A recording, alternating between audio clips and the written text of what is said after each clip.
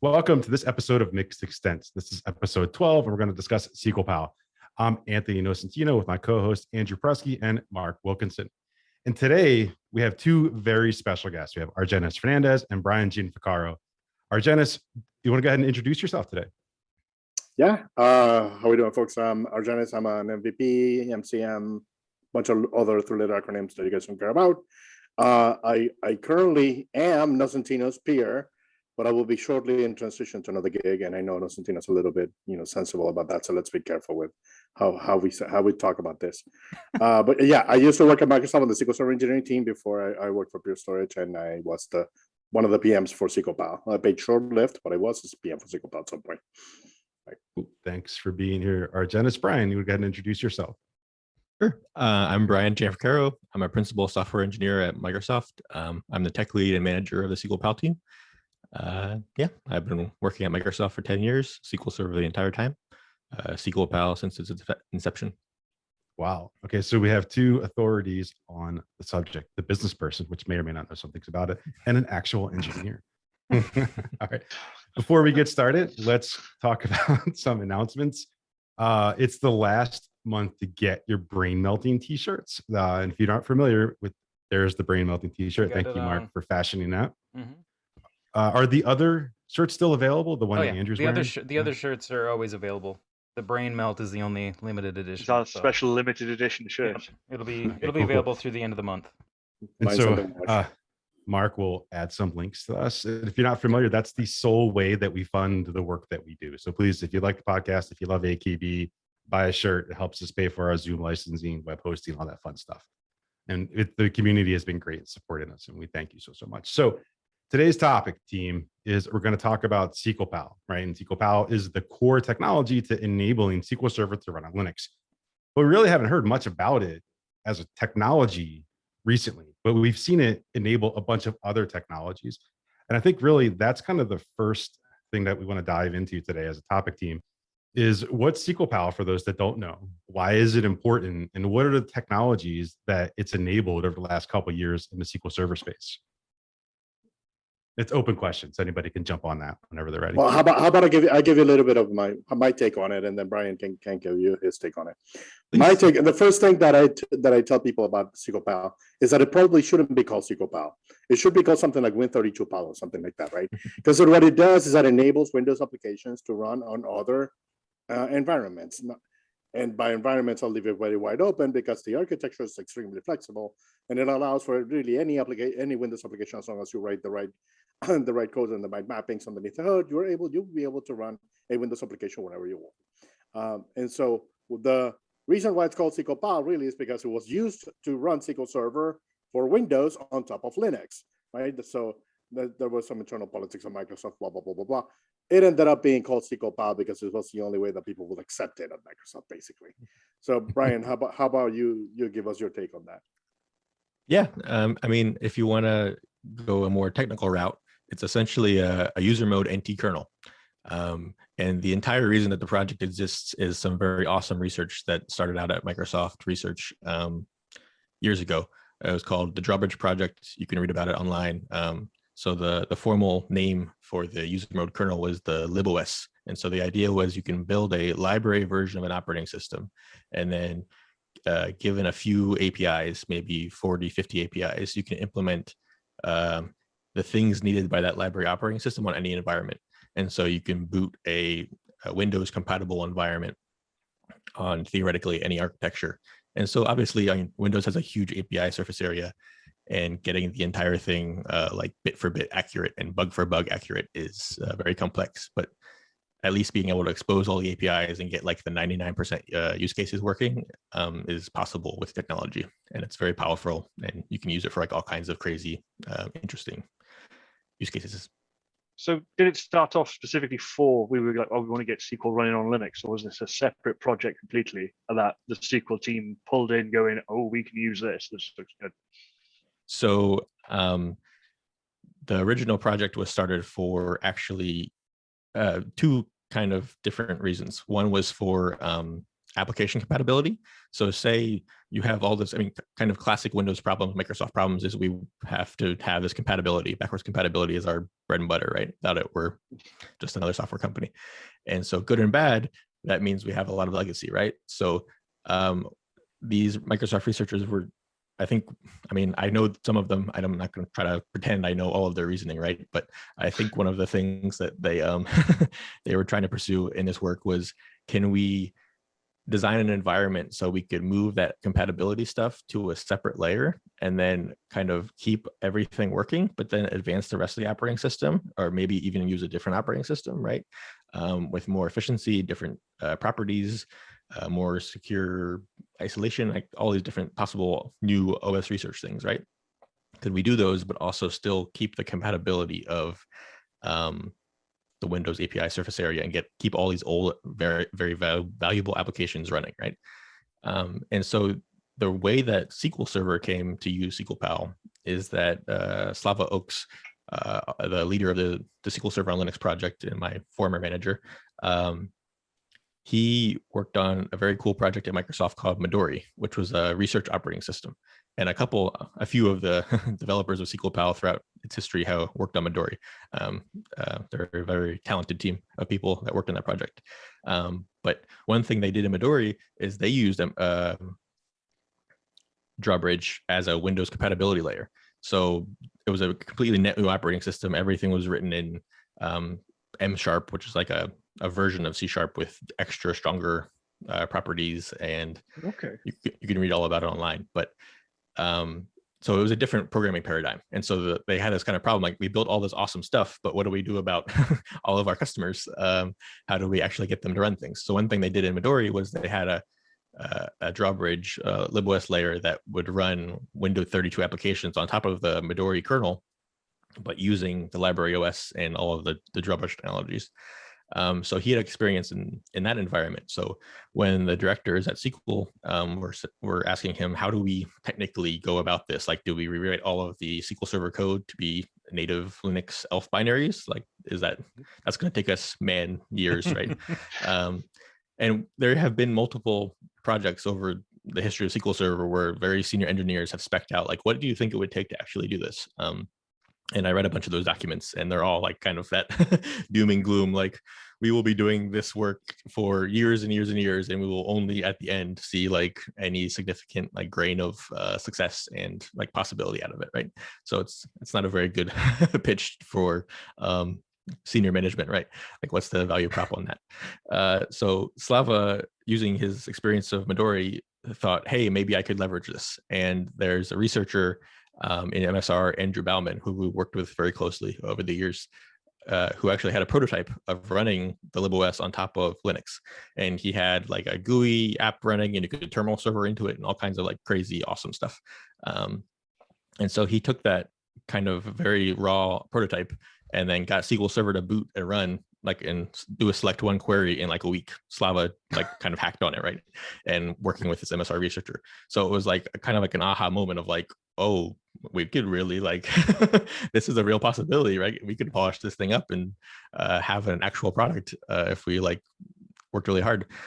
So that was kind of like the core inception. And then obviously, like, it's like the classic 80-20 problem, right? Where you have a lot of things and you have a lot of initial success, but then SQL Server is a very large product, right? So like getting all of the features and all of the APIs correct, and then performance. And then it's also like, not to disparage my colleagues, but it's a research code base, right? So their priorities were different. They're trying to bring up a system with a huge surface area as fast as possible with a very small amount of people and different constraints, right? We're a product team. We're trying to ship our product with reliability and scalability and all these other kind of properties, right? So yeah, there's been a very long journey to kind of get it to be like a shippable product and something reliable and something that customers really can trust and use. But yeah, that's kind of like the journey we've been on or are still on. That's a pretty cool story. Thank you for kind of drawing that picture. Wow. So yeah, you said drawbridge during that segment there. We'll definitely add that to the resources in the downloads with the podcast so that you all can grab M# as well. We'll stick that on. Yep. Yeah, so you guys can grab that and That dig one into of that. the I've read. Oh, sorry, go ahead.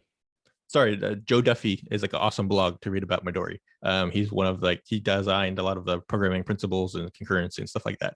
And so he thought a lot about like, how do you do this kind of new modern design? And the blog posts are like rich, very technical, awesome content. Cool. Sweet. So yeah, I've read that drawbridge paper a couple of times, and it's some pretty heady stuff, but definitely interesting to read. Well, the other thing about drawbridge shows an interesting kind of driver for it was sandboxing, right?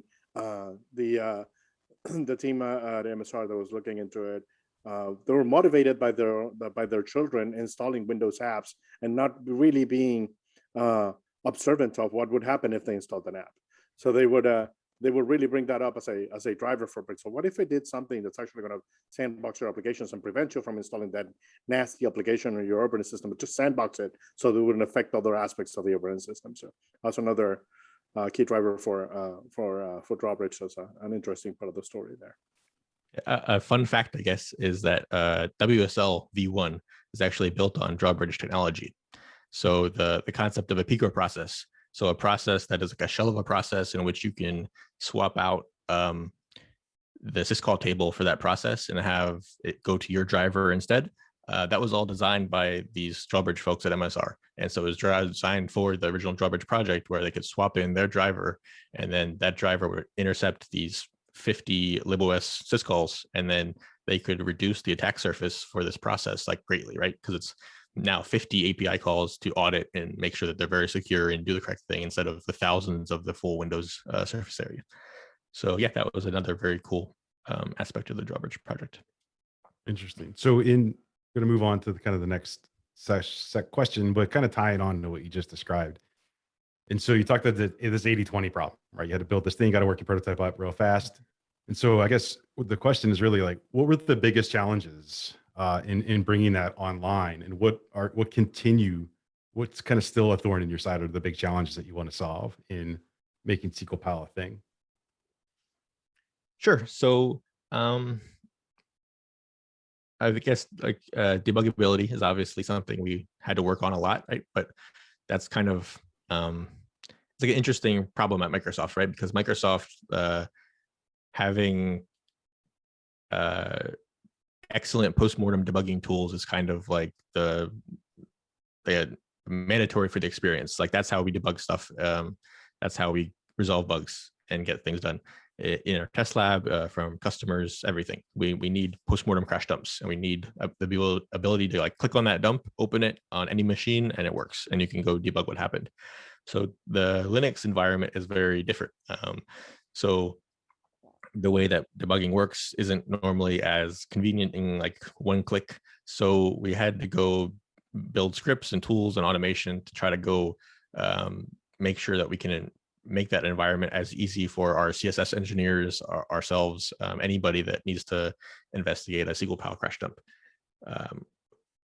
So yeah, that's like a huge challenge. So one of the things we did was build this debug bridge, which I think Eugene demoed publicly in a talk that Argenis, myself, and my other fellow engineer, Eugene Birkov, demoed at a conference in Germany called All Systems Go. So you can go watch that live demo. And I think Bob Ward and other folks may have demoed it at different sessions over the years. But debug bridge is essentially a process that attaches to the SQLPAL process and exposes a WinDebug endpoint.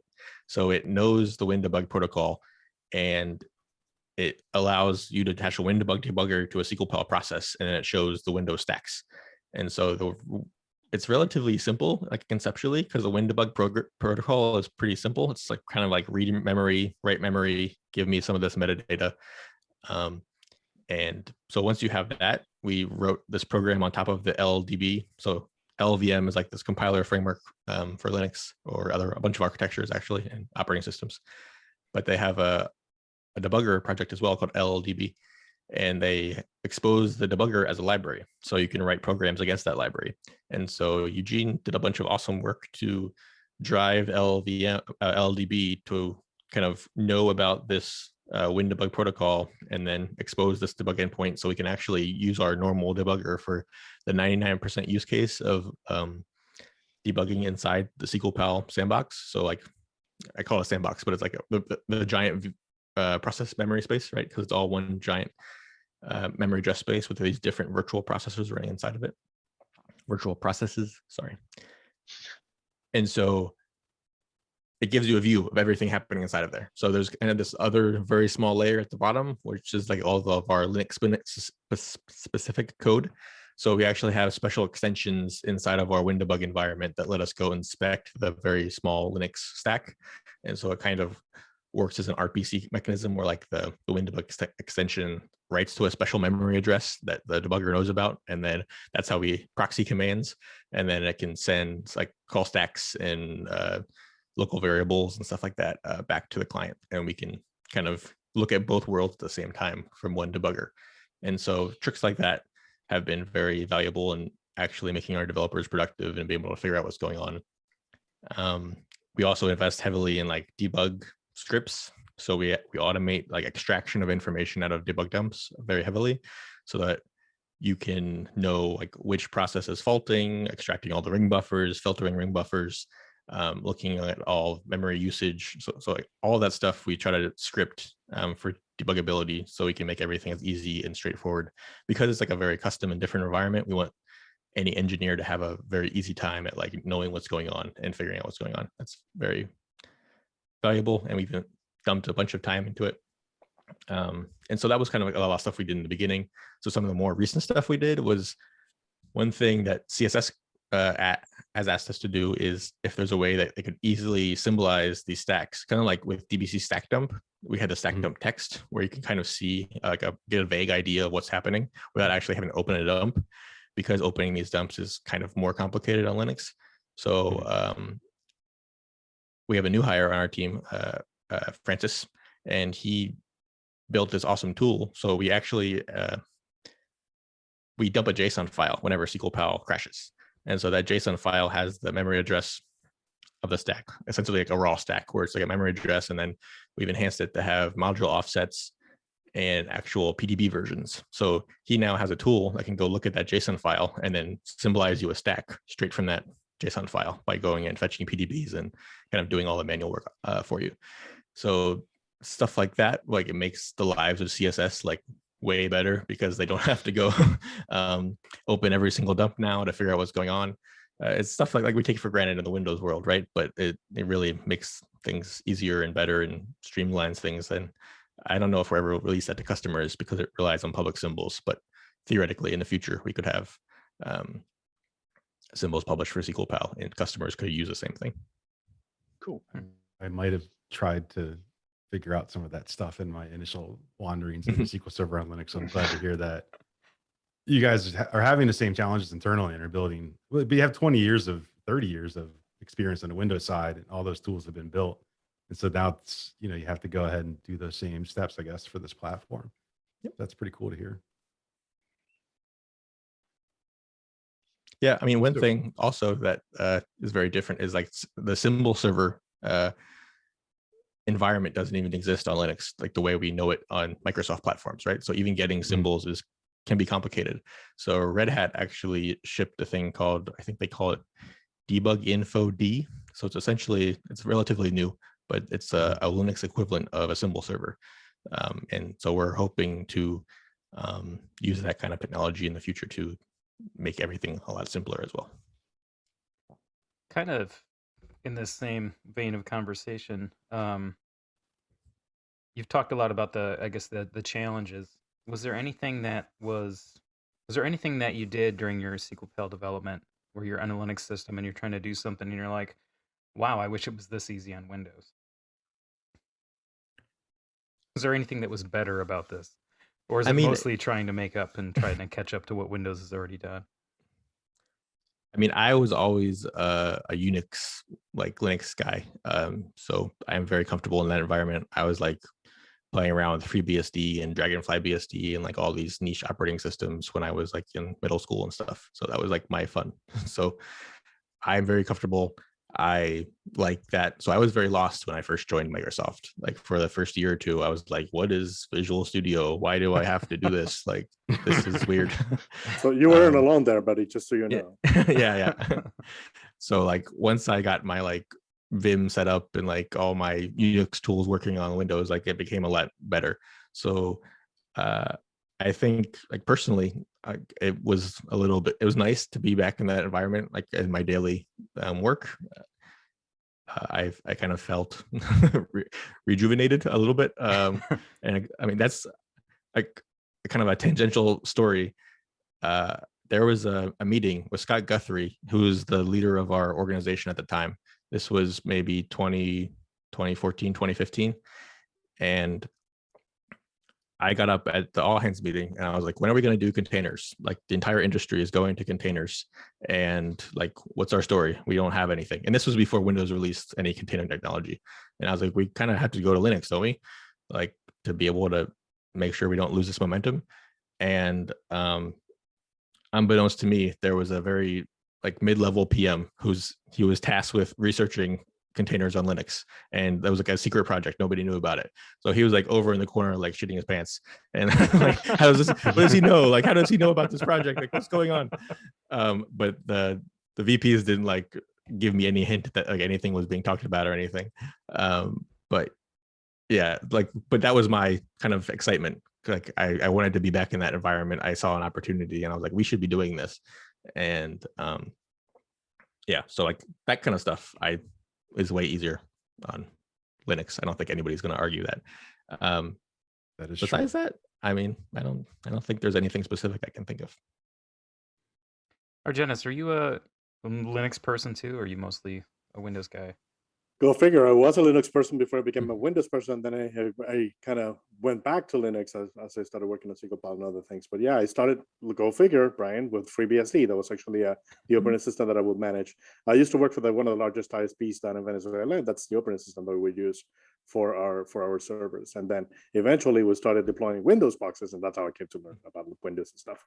But I was very much a Linux guy. I was the first guy to deploy Linux in campus at my college. So this is like, 1992 kind of thing. So a long time ago. But it's been a lot of fun, working with Linux at the beginning, and then retaking on Linux after it's like a fully grown, mature operating system. It's been fun to watch for sure. Same with Windows, by the way. Like Windows used to be crap, like utter crap. But I watched basically Windows NT, develop into what's now Windows Server, and it's also been kind of amazing to watch the technologies develop on both sides. Just huge investments, right, of like people and technology and resources into both, and it's just great to watch.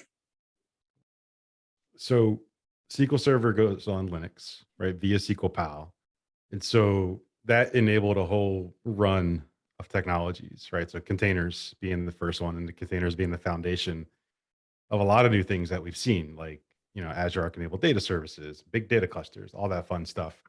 Is there anything else without violating NDAs, right? Or anything unexpected that's popped out of SQLPAL's development that you can share with us publicly? I can allude to things, I think. So yeah, we're trying to be respectful. We're not gonna be able to hear this episode, are we? So we try to run SQLPAL as what we call like an inner source project at Microsoft. So essentially like an open source project, but for all of our internal customers. So there are numerous other product groups inside Microsoft who've been able to take advantage of SQLPAL for various different reasons. So to answer your question, yes, but yes. I don't think I can say much more than that. But I had that spreadsheet when I was a PM. I had that spreadsheet with all the projects at Microsoft that we were using it, and the points of contact and all that. So that was always fun to watch. But let's bring it back to the beginning of the conversation, right? If you think about what SQLPAL does, right, it enables you to run a process inside of this thing on effectively, it seems like almost any platform, because we're seeing Linux on Intel, on ARM, and and so that you can kind of conjure up the possibilities in your head about what you can run on this thing and where, given that, especially with that layer, right? I just want to clarify a little bit, just so we don't take credit for other teams' work, is SQLPAL doesn't necessarily enable ARM deployment, but we have a sister team that does very, very awesome compiler work that enables that scenario. But there's nothing intrinsically about SQLPAL that lets that work. And so if you guys think about it, the progression goes from like SQL Server on Windows running on top of SQLPAL so that it's enabled now to run on Linux, so that it's compiled to run on ARM using this technology. So it's all of the technologies get together so that people can enjoy something like Azure SQL Database Edge. Understood. Thank you for that clarification. That was the follow-up question I was in my head coming there. So preemptive, nice one. Thank you. Preemptive, pun intended. So let's go back to All Systems Go. So I watched that video when you guys did it back in the day, and I scrubbed through it last night just to prep for today. Yes, I actually prepared. And so, good for you, buddy. Well, that's a dig at me. Is it? Right? No, that was a dig at me because I took a bunch of time. Right? Yeah, he had to pat himself on the back after spending 10 or 15 minutes with everyone on the call. I think it's called notes. self-deprecating humor, but whatever. Yeah. So the goal of that conference is user mode stuff, right? And being able to facilitate execution in user mode and stay there. Why was SQLPAL positioned there at user mode? And is there special things that can happen inside of SQLPAL that can enable certain performance characteristics of SQL Server, maybe staying in user mode more often and to having to switch out the kernel mode? You kind of dive into either that what you talked about during that talk or like what you see as the vision for SQLPAL in that context. I guess I will tell you a little bit about how we ended up presenting at that conference, because I'll take partial credit for that.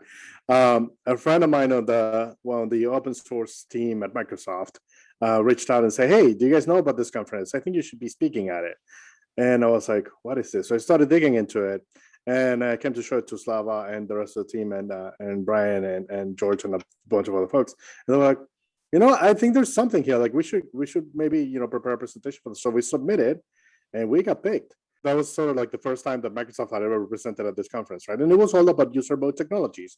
And one of the biggest kind of drivers for SQLPAL is to try to keep things in user mode, right? So to prevent those context switches between ring 3 and ring 0 of your CPU, right? Those are expensive operations in computing. And overall, the design of SQLPAL is essentially made so that most operations take place in user mode. And so Brian obviously can give you a ton more information on that than I can, because was always the guy delivering the pitches, and he's the guy actually writing the code. But the conference literally went like that, right? At the beginning, it was me, just giving them a 10-second pitch before people started throwing tomatoes and eggs at me, and I got out of the way, and I let the engineers actually do the talking, right, Brian? Yep. So what's the benefit then to SQL Server and conversely the DBA for something staying in user mode? Why is that important to us? So inherently, syscall context switches are very costly, right? You're entering a different environment. You have to save off all the registers. There's a bunch of stuff that happens for security reasons. It's kind of like a well-known OS thing, right? That you want to avoid context switches for performance. So staying out of the kernel, spending more time in user mode doing your actual work is always a good thing for most applications.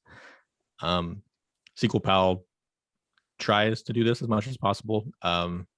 There's definitely things we can do better.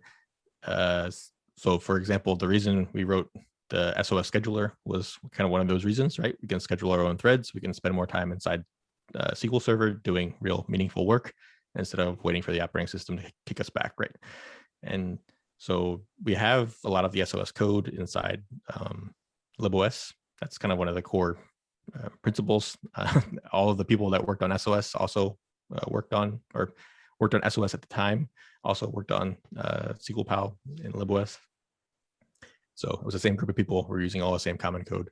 But one thing we kind of Slava alluded to when he first released or kind of talked about publicly libOS and SQLPAL was he wanted to get to this vision of all of the scheduler running inside libOS. So kind of sharing the scheduler between SQLPAL and SQL Server running inside the same process space. We did a lot of work for that, but it hasn't really panned out the way that we had hoped, right? For performance, we never really saw the performance gain that we hoped, but it was a very huge, complex system we had to build to make that work, but we never saw the benefit of it. So we never really pursued and shipped that full vision Slava had laid out publicly. But we're kind of revisiting it now and thinking, is there a different way we could do something similar where we can at least keep libOS in our quote unquote user mode, right? Or the real user mode on Linux, not our fake kernel mode. So yeah, and so maybe we could utilize the SOS scheduler and have the scheduler running in both places. Maybe that's like one idea, right? So essentially, it's like a virtual processor concept on any operating system where we schedule, and like any event essentially becomes an SOS event. So any real NT event we actually implement as an SOS event, for example, and then the scheduler synchronizes threads and schedules them smartly, theoretically.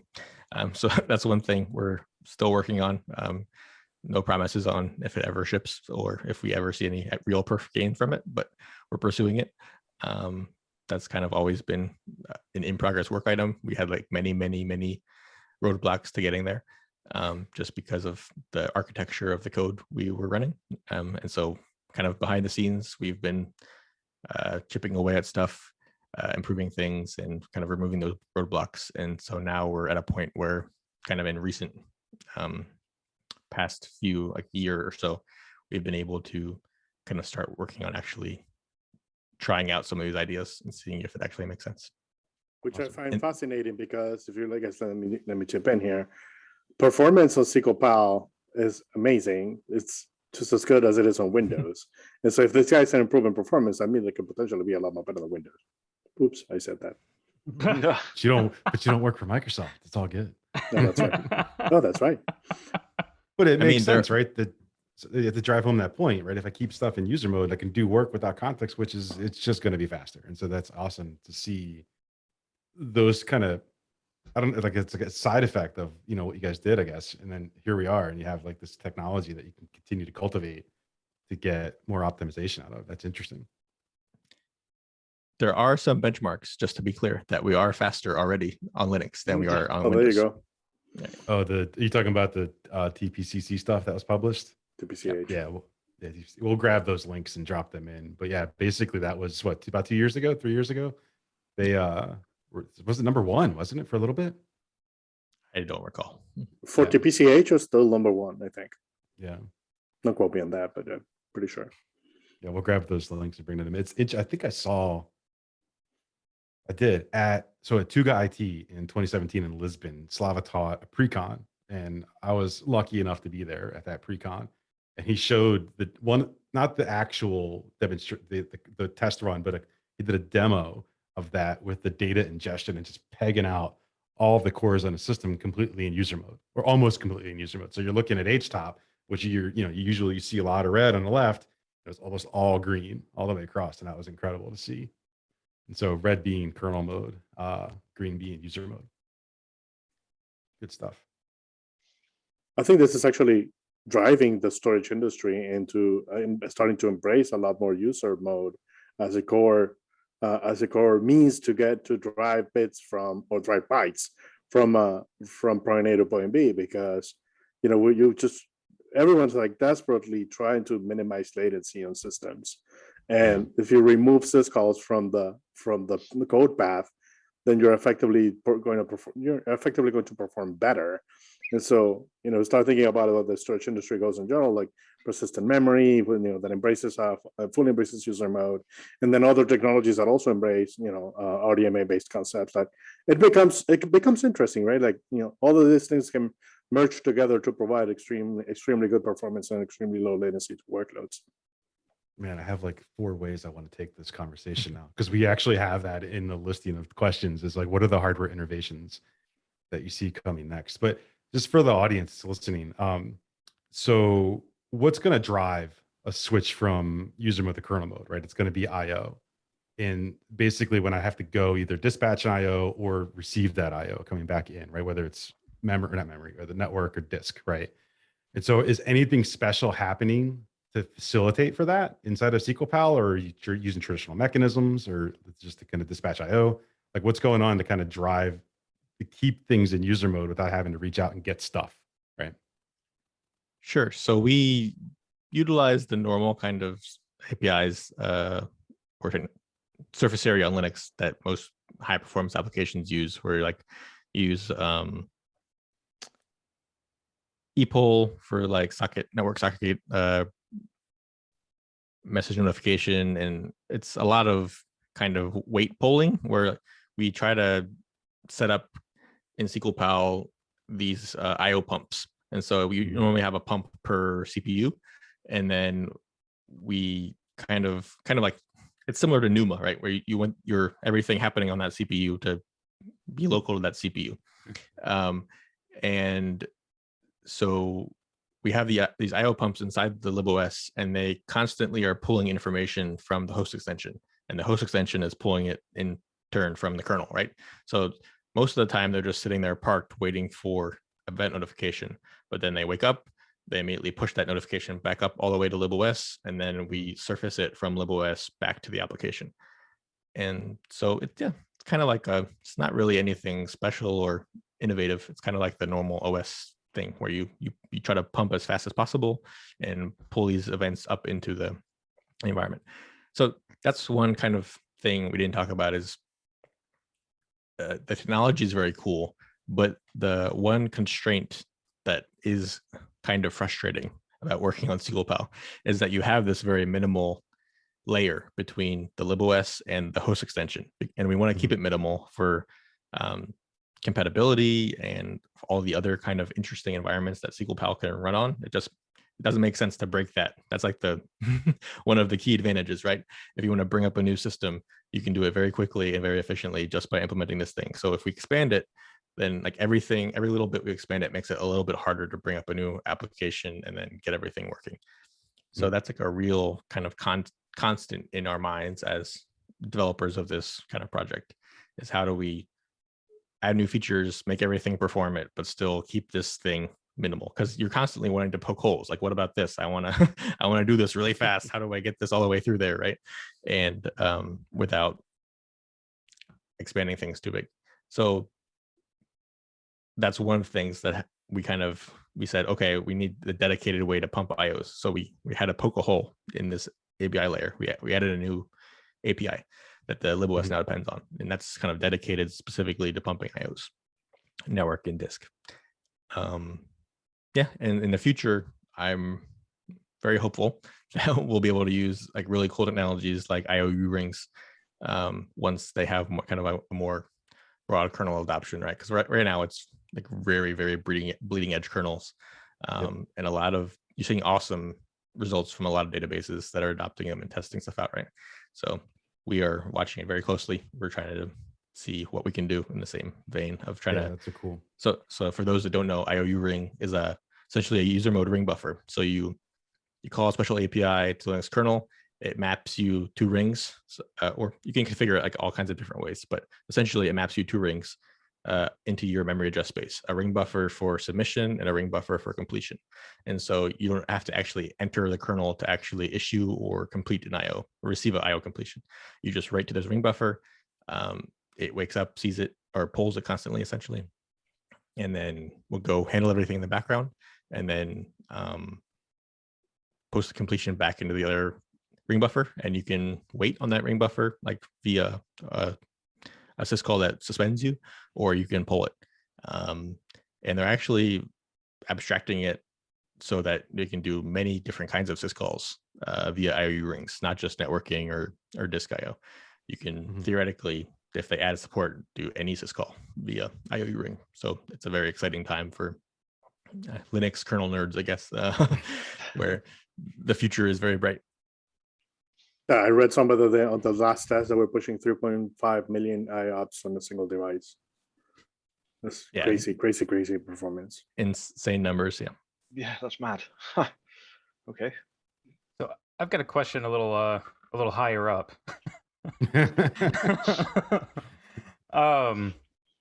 Should anybody be using SQL on Linux outside of a container in production right now? I mean, it's kind of, if you think you should, then sure. I mean, if you don't think you should, then no. I mean, I think there's real scenarios where, I mean, if you have an entire Linux shop and you have no Windows machines deployed, does it really make sense to add a Windows machine just for SQL Server? I'm not sure it does, but it depends on your business requirements and if you have people to manage it and keep it secure, things like that. But I don't know. I'll give you I'm my not sure. take on it. Sure, give you my- please. So first of all, I think the SQL Server on Linux, the one that you deploy on VMs or bare metal, it's kind of like transitional product, right? I mean, it was clearly had to be there in order for containers to be there, right? And so if I am a new customer that, or I'm a customer that runs SQL Server today and wants to run SQL Server on Linux because of reason X, right? I may choose to go directly to containers because that's the path forward for like everyone in the industry, right? You look at everything is being Kubernetized. Is that a verb? It is now. It is now. Just made it a verb, and containerized. So I think Chris Taylor has a presentation called that, so we have to give him credit, but it's okay. Oh, that's a good point. Yeah. Yeah, awesome, he awesome, does. Chris. I love that word. Anyway, point is that if the ultimate goal is that you want to containerize things on Linux because that's the preferred operating system, operating environment for containers, then I mean you may potentially go through a phase of growth for yourself and your team where they become comfortable using SQL Server on Linux on VMs or bare metal. You don't necessarily have to go through that though. You may just land on containers at once. The learning curve may be a little bit steeper if you do that. Sound about right? But I think the team at Microsoft have made it very clear that they're going to support all the scenarios. They're going to support bare metal, VMs, and containers, and Kubernetes, and all these things. There might be some differences between how you do, for example, HA on containers versus how you do HA on VMs and bare metal. But in the end, you're just running SQL Server because that's really what the gist of it is, right? The programmable surface of SQL Server continues to be the exact same, whether you're running on Windows, on containers, or VMs. Yeah, I think at a conference a couple of years ago, there was a slide during a keynote and talking about what SQL Server on Linux enabled. So pretty much all the way from Azure Edge to on-prem and everything in between, right? So BDC, Azure Arc Data Services, the stuff that's in Azure's native PaaS services. And it was just neat. You have this single surface area across the whole thing without sound too marketing. That's a big deal to people that build stuff, right? Build applications and being able to target code against the platform that's extremely stable regardless of where it's deployed. And so that's a pretty powerful concept. Well, without wanna- I divulging much, go figure, Mhm. without divulging much, because I can't really talk about this much. My next job is really going to be taking SQL Server on Windows and moving it to SQL Server on Linux. That's literally going to be my next job. I don't know if you heard, but it's been done. Oh, you mean like you know what I mean? You mean a product. Right. So you get what I'm saying, right? I'm moving literally thousands of SQL Server instances from Windows to Linux. So it's people are doing this, right? This is what I want to highlight. This is not some fancy lab thing that you may want to try or a cute container that you might want to run on your laptop, right? Like people are actually running production workloads on this today, and it's here to stay. Like I think at some point it's going to be the preferred way of deploying SQL Server. Many years from now, that will be the case. I think. And I don't know what you guys think about that. Well, to kind of reinforce your point, Microsoft is definitely taking it serious. We're doing some testing with SQL on Linux right now, which might have been a driver for that question. But we put in a support request because we're trying to get cross-domain authentication working.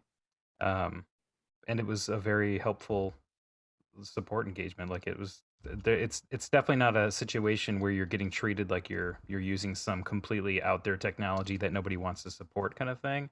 It's definitely fully supported, and they were very helpful in the case. So that was to be honest, that was cool to experience. The main thing we found with moving one of our instances over into a Linux environment is that SQL's fine. SQL's working there. It's all the stuff that we've deployed around it that's causing us issues because it's been like 20 years of running SQL Server on Windows. So when we try and say we've got a custom PowerShell module that we want to deploy to it, it's just not going to work. Or SQL Server agent jobs calling PowerShell scripts, things like that. But actually just bringing the databases online and then run, not a problem at all. Those are paradigm shifts, right? You're shifting a paradigm of how you used to do things on Windows to how you now do them on Linux. And there's obviously all these dependencies that you never understood about your own system that you're now fully understanding because they're preventing you from going somewhere else. And that's a good thing. Like you're learning about your system itself and trying to make it better, make it more modular, blah, blah, blah, blah, blah. And working with customers, they talk about how hard deploying SQL Server on Linux and Active Directory domain is. I'm like, no. It's just that Windows made that so darn easy when you had to do it before. Now you're seeing how the sausage gets made of actual dealing with Kerberos and key tabs and all that stuff. Microsoft just hid that behind a fancy right-click UI or a power or PowerShell I get command. that's one way right? to put some positive spin on it, Anthony, because I'd say it's awful on Linux. But to it's an say- to- experience as Linux nerds that we've had to deal with before, like Well, of can- getting can I- things bolted together. So- Can Brian, can you get one of your Linux friends to just build something like Octa for Linux so that we don't have to deal with the pain of Kerberos? I'll get right on it. Sure. I'm kidding. but you get the point though, right? I mean, things are super complex on other environments because they are not fully developed. The use cases were never driven by a PM, right? No one took the role of PM and say, "Oh, this should work like this." The experience should be based around this. Mhm. It's a bunch of code that got compiled over the years. Like literally, some of the traces of the original MIT code for Kerberos is still there, right? And most of it is actually. And so, we are where we are precisely because that part hasn't evolved, the operating system. As demand increases on that particular part of the operating system, things get better because that's just how open source works. So it's just a matter of time, I guess. I think the authentication world, though, is going to go. I think it's going to advance very quickly in the next coming years because kind of like, I don't know if you've seen, but like Google has this model for like zero trust computing for their CorpNet. And I think a lot of companies are trying to go that similar way, right? Where how can we remove kind of our central IT infrastructure? How can we move to like a more like nobody's trusted, we authenticate everybody in a kind of a WAN situation instead? That's like a much more secure and kind of flexible environment. And so I think to be able to do all of that stuff, I think the authentication story on Linux is going to have to advance and make a lot of leaps and bounds advances. And I've seen some startups kind of start going that way. So I think we're kind of in this prime time where things are going to start going more usability route on Linux, in my personal opinion. Yeah, it makes sense because it's got to be because you're looking at 20 years of Kerberos plus, right? Just in Windows, let alone what it's been academically before that, right? Go ahead. I'm sorry, Andrew, go ahead. Oh, no, it's fine. I was just going to make a comment of it's a really, I say in my sessions when I'm talking about SQL Server and containers and on Kubernetes, that it's a really exciting time to be working with SQL because these new platforms are coming up and the technologies like SQLPAL have enabled things like, the other teams that can use it to work with Azure SQL Edge and things like that. So I was going to say, thanks to SQLPAL and Brian, just massively thank you to your team. Yeah, big time. There's a lot of people involved, far from just me or my. Yes, but you're the one on the show, so. Oh, I think he froze. Did we lose Brian there? He's a little frozen right now. Sorry, I don't know what happened. Zoom crashed or my connection died. I don't know. Zoom crashed. It's all right, Zoom. There's no worries. Zoom does that. So welcome back. We had some technical difficulties, but here we go again. So we're going to have one more technical question. I'm going to throw it out there to the team. So external memory pressure, right? And this isn't like a stump the chump question. We're going to just kind of talk about the differences in Windows and Linux and things like that. So on the Windows side of the house, external memory pressure is effectively a solved problem, right? The processes can work with each other to kind of come to some sort of equilibrium so that the system just doesn't, kill processes at random. Now on the Linux side of the house, it's different, right? We have SQLPAL in play. And there's also the OOM killer, which I just recently learned is called the killer, according to Argenis. And that will go and kill processes if the system is experiencing memory pressure to protect the overall health of the system. And so what's going on inside of SQLPAL to help kind of tell the external processes that something's bad is happening and vice versa? Can you dive into that a little bit? Sure. So we do try to monitor CPU or memory usage on the machine and kind of try to predict when killer might take action and try to shrink SQL Server. So essentially, the way that it works in Windows is you have these two events that the kernel sets for you when memory pressure is active. So there's high memory pressure and low memory pressure event. And so we create those events inside the virtual process in SQLPAL. And so we try to emulate those events. But obviously, I mean, sorry, I shouldn't have used the word emulate. Emulate is like very loaded Yeah, term be careful for now. SQLPAL, but we don't emulate anything, but we try to give those same semantics of the high memory event and low memory event. Mhm. Is this why by default the SQLPAL only sees or limits SQL for 80% of the memory on the system? So that's also to take into account the memory of SQLPAL itself and all of the application, the virtual applications running inside. So we try to give ourselves a little headroom just to be safe. But I mean, obviously polling isn't ever going to be fast enough. So it's kind of like a very poor way of doing. I mean, we don't have any many options though, right? It's kind of like the only way we have right now. There's some work out of Facebook. There's a product called OOMD, which is kind of an interesting way of looking at it, where they kind of, instead of you having as an application having to know all of the crazy intricacies of the killer and how to tune it and like how to make it respond, they essentially made it an API. So you implement like an interface of how you want to be notified for your application. And it's designed for like containers and Kubernetes and kind of these large deployments where you have many applications, and you kind of want to steer the killer towards like, oh, if you're going to kill something, then you should go kill my front end and not my database, please, or something like that, right? So but even that is not perfect for the SQL Server world, because kind of like, I don't think it's going to be a click once, like you apt-get install and everything works. There's a lot of tuning and tweaks and configuration that maybe we as a product team have to go figure out and like generate things and make it just work. But those are all kind of things that we've been thinking about. And like other things we thought about is like we could theoretically have a sacrificial process that we as SQLPAL manage, and we kind of balloon that thing to allocate memory, right? And then if that thing gets killed, then we know, okay, now we should go shrink, right? Because killer is active and it's killed our sacrificial lamb. It's the canary in the coal mine. Yeah, exactly. So yeah, killer is very complex, and unfortunately, there is no nice way to handle things on Linux as there is on Windows right now, at least. So that's kind of a problem that we know about and we're trying to fix, but it's slow going. Yeah, I've talked about that with the team a couple of times. And honestly, the way that you just described it there is the best, like most understandable I've gotten about why it's an issue. So I appreciate it because it kind of steps down, and it makes sense because you're polling that, and that's why you see it kind of pull down slowly. So thanks for that explanation.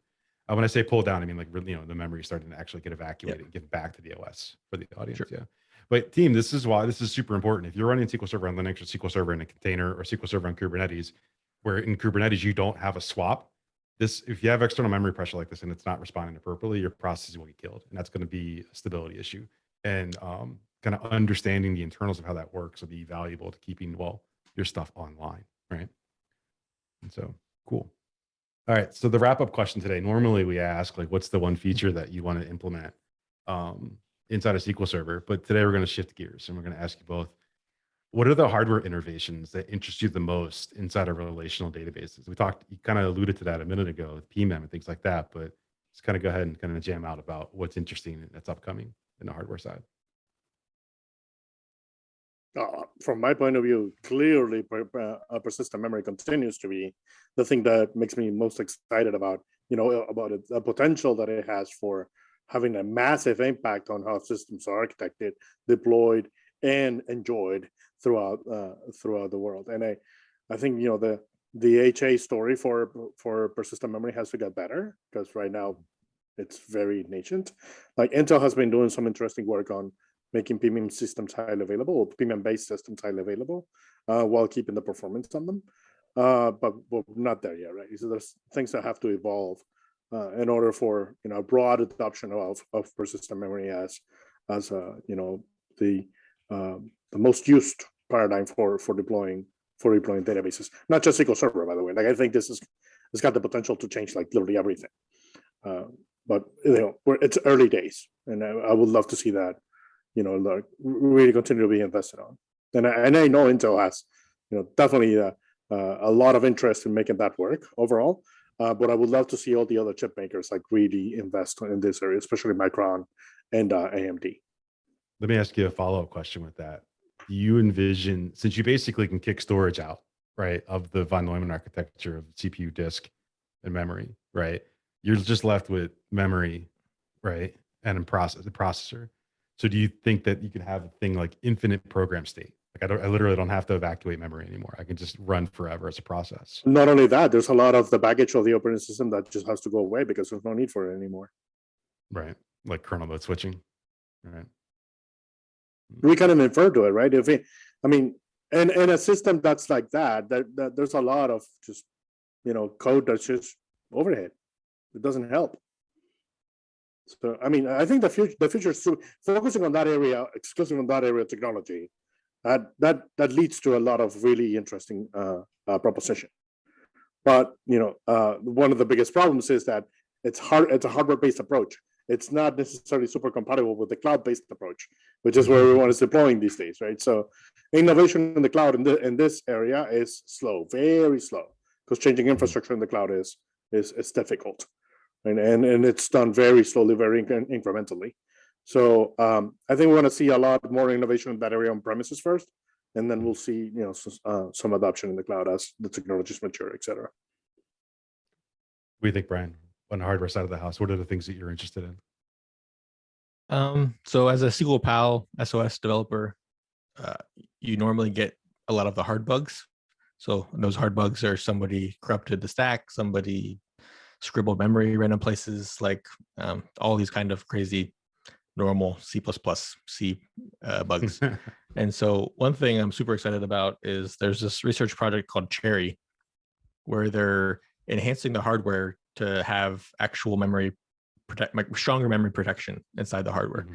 And so a programming language like C, C++ could be enhanced to have protections that would guard it against these kind of memory corruptions actually like in the hardware, instead of you having to go implement them in software, which normally has significant speed and performance reduction because of just the overhead of like capturing that state and managing it.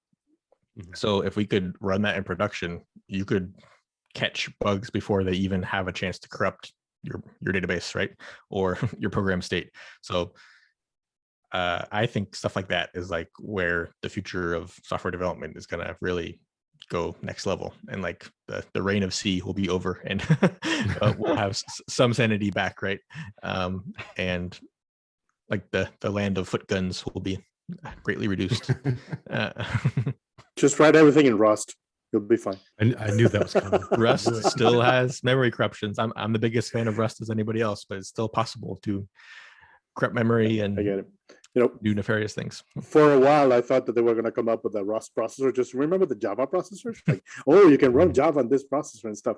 I thought they were going to come up with something like that, and yeah, that's a huge. I'm disappointed now. Not enough enterprise applications running on Rust yet. Just wait. Right. Yeah. No, well, I mean, clearly there's a lot of things I need to improve in technology-wise, right? Still dealing with this baggage from like the 70s, like literally. Like DNS, but no. So this Cherry thing, is that like in a memory controller? Like where is that in the architecture of the computer? I think it's actually in the CPU. So they actually so there's all kinds of different ways you can do it, where like you can tag pointers. And Intel, I think, expressed that they're working on something similar in the future. Cherry is just like kind of where a lot of the research happened, and it was from Cambridge.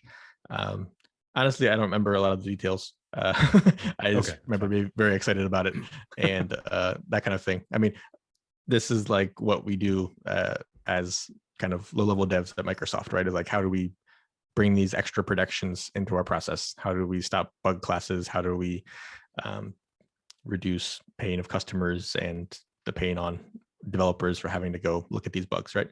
So projects like Google Chrome, like they have a similar problem, right? Where they have a huge surface area. It's very easy to exploit and break out of the sandbox. Like there's all these parallels, right, between browsers and databases, and where you have this custom code running inside this place where you have user memory and you you want everything to be safe. So reducing these bug classes and making sure that everything is as checked as possible while also performant is like the requirement for a successful database in my mind. Cool. Well, I think we're coming up on the hour. I'm going to have to say this might have been the nerdiest mixed extent. Oh, without a doubt. So I That's kind of appreciate, saying something. Yes. right. So I appreciate Argenis, you coming on and kind of helping us understand how SQLPAL works. And Brian, thank you so much for sharing.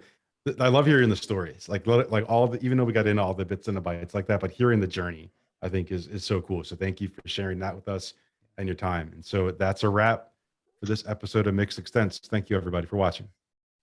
Thank you.